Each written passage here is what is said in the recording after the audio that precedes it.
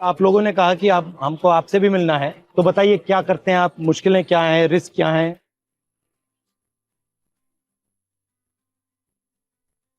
थोड़ा चल के देखें।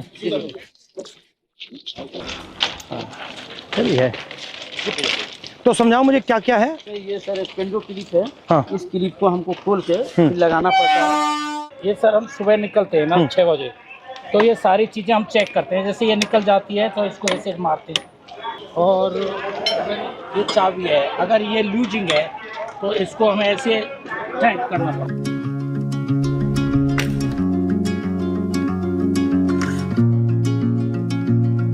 तो आप थके हुए हो, आप ये काम कर रहे हो, पता नहीं लगता ट्रेन आ गई, तभी तो हादसा होता है, तभी हादसा हो हम लोग का एरिया जो है बहुत बड़ा। और आप ट्रैक पे चलते हो या इधर चलते हो? ट्रैक चलना पड़ता है।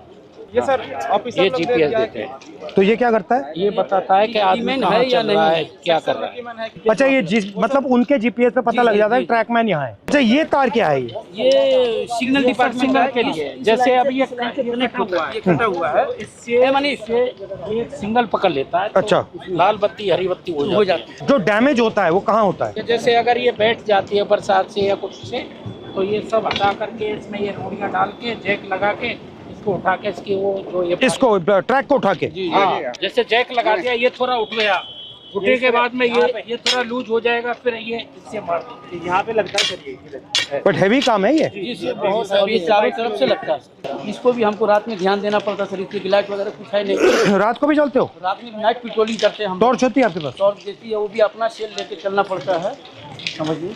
अपना? जी हाँ सर, इससे हम ये चेक करते हैं ट्रैक कहीं नीचे। अच्छा, ये क्या है? ये सर वेल्डिंग है। ये दो ट्रैकों को जोड़ के सर वेल्डिंग जोड़ बोलते हैं सर। अच्छा, और इसके बीच में क्या है ये जो गैप है? ये ग्लूड है सर, ये मतलब आपस में इलेक्ट्रिसिटी को पास आउट नहीं होने। अच्छा अच्छा अच्छा। हिंदुस्तान ना हिल पाया आपके बिना? नहीं सर, हमारे छाती पे ट्रेन मतलब जैम हो जाए पूरा? पूरा जाम हो जाएगा सर।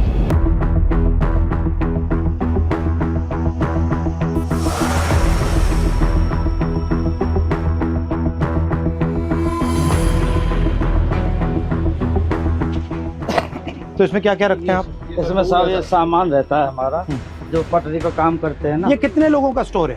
ये आप कितने हो यहाँ? ये 30 आदमियों का है। 2 यूनिट है सर।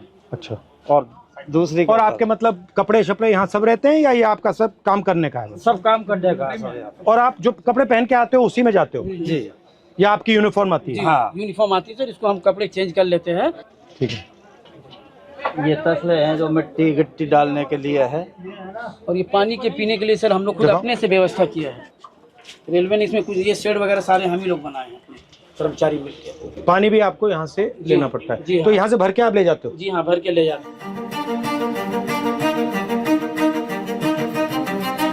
ट्रैकमैन ही मैं हूँ सर। वहाँ पे ना नहीं सर चेंजिंग रूम है जहाँ मैं ड्यूटी करती हूँ सर। और सर यार्ड होता है हमारा कुछ 1-1.5 किलोमीटर के दायरे में। वहाँ पे हमें लड़कियों को नहीं रखते, हमें ना बाहर लेके जाते हैं, यानी कि 5 या 6 किलोमीटर के दायरे में 5 आने का होता है, 5 जाने का होता है।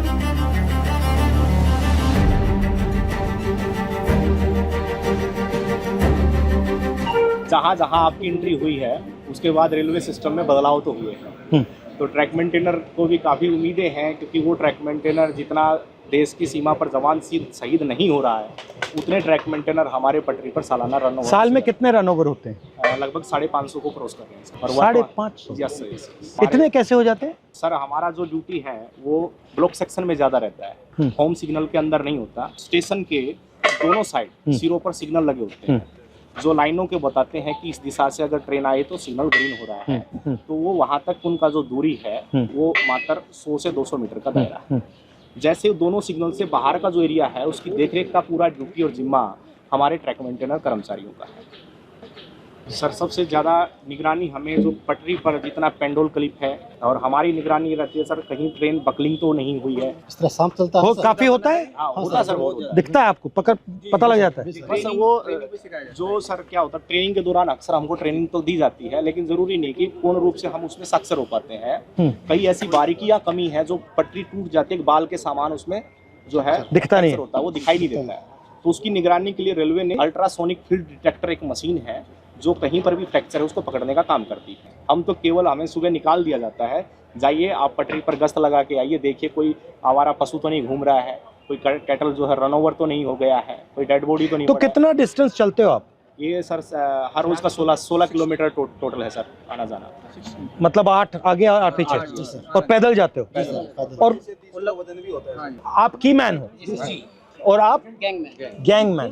तो जब आपकी टीम जाती है कितने लोग जाते हैं? यूनिट होती है हमारी, हाँ एक यूनिट में लगभग 30 लोग होते हैं। हाँ।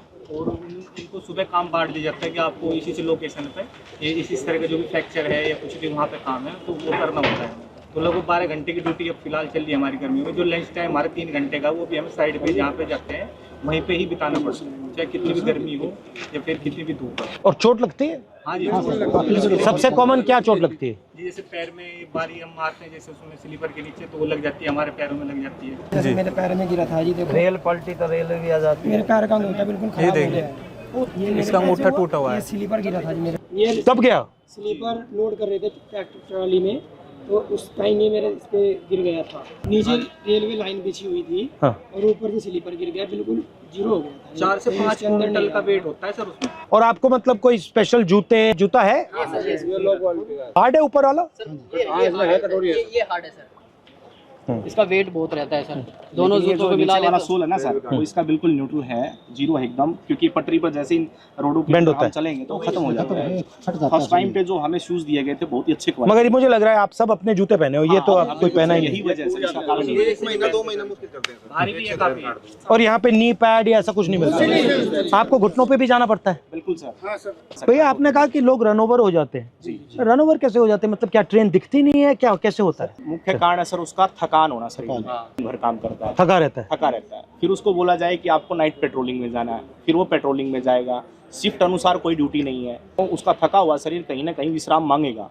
या तो वो विश्राम के लिए बैठता है, नहीं भी बैठता है तो चलता रहता है, विजिबिलिटी कम हो जाती है। और ट्रेनों की सर जो गति है आज की डेट में कम से कम में 150 किलोमीटर प्रति घंटे की रफ्तार से ट्रेन दौड़ रही है। काम करने के लिए पूरा समय नहीं मिल पाता, और ऊपर से हमारे DAR एक्शन होते हैं लोगों के ऊपर, यानी चारा शीट वगैरह देना, नौकरी से हटाना, यानी कि डर का ऐसा माहौल पैदा कर दिया कि ट्रैकमैन अपनी आवाज़ किसी भी सांसद तक भी नहीं ये पहुंचा मैं सकता देख है। रहा था कि मैंने मंत्री से भी कहा जी, कि देखिए मुश्किल काम है, बहुत टफ है सर। डर के माहौल की क्या जरूरत है? आप मतलब प्यार से काम करो।